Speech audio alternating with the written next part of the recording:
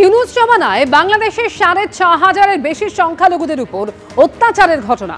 Geneva কনভেনশনের কোনো আইনই মানা হচ্ছে না বাংলাদেশে মানবাধিকার রক্ষিত হচ্ছে না। সন্ন্যাসী চিন্ময় কৃষ্ণ দাসকে অন্যায়ভাবে আটকে রাখা হয়েছে। কলকাতার ইসকনে গিয়ে দাবি চিন্ময় কৃষ্ণ দাসের আইনজীবী রবীন্দ্র ঘোষের।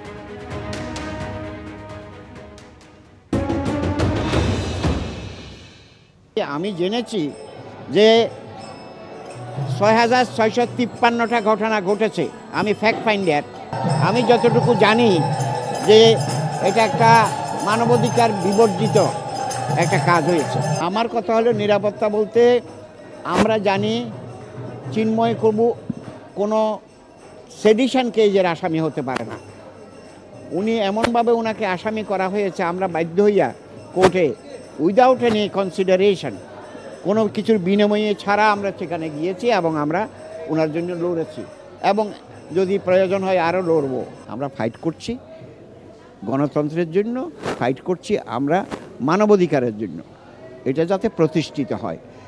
ইন্টারন্যাশনাল প্রটোকলগুলো তো আছে। আমি তো জেনেভাতেও ছিলাম, ইউরোপে ছিলাম, আমি কানাডাও ছিলাম, ইউএসএ ছিলাম, সকল কান্ট্রিগুলোতে আমি ভিজিট করা হয়ে গেছে। এখন কথা হলো তারা যদি ইন্টারন্যাশনাল আইনগুলো না মেনে চলে, সেখানে তো আমাদের করার কিছু নাই। বছরের পর বছর ধরে সন্ন্যাসী চিন্ময় কৃষ্ণকে বন্দী রাখতে চাইছে ইউনূস সরকার। বিচার ছাড়াই সন্ন্যাসীকে বন্দী রাখা যাবে এটাই মনে করছে তারা। সন্ন্যাসীকে বন্দী রাখার ঘটনার প্রভাব ফেলেছে আন্তর্জাতিক মহলে। অভিযোগ বন্দী সন্ন্যাসীর আইনজীবী রবীন্দ্র ঘোষের।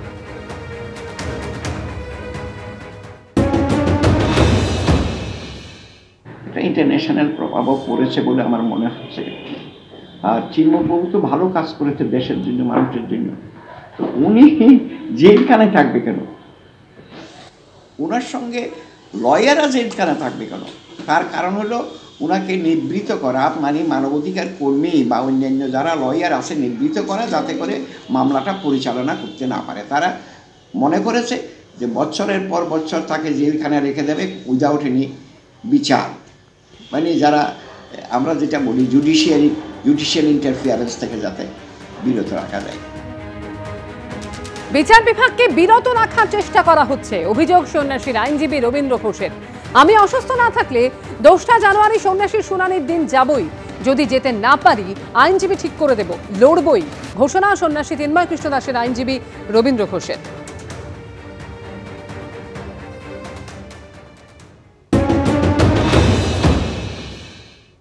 আমি চেষ্টা করব, অসুস্থতার কারণে যদি যেতে না পারি সেটা অন্য কথা, কিন্তু আমার এইমস অ্যান্ড অবজেক্টিভস আমি কিছু লয়ার এঙ্গেজ করে দেবো। হ্যাঁ, সেক্ষেত্রে পরের ডেটে আপনি গিয়ে বলছেন। হ্যাঁ, এখন আমার মূল কথা হলো আমরা লড়েছি যখন লড়বই। এখন আমি একটা ভালো কাজের জন্য যদি কাজ করি, ওনারা যদি ক্ষুব্ধ হয়, আমার কিছু আসে যায় না। ওই যে আপনি একটা কথা মনে আছে, সক্রেটিসের কথা আপনার মনে আছে? সক্রেটিস কী করেছিল? এত প্রতিবন্ধকতার পরেও তার বিরুদ্ধে অনেক প্রচারণা, কিন্তু সে বলছে যে আসল সত্যটাকে উদ্ঘাটন করব। আমিও ঠিক আসল সত্যটাকে উদ্ঘাটন করব।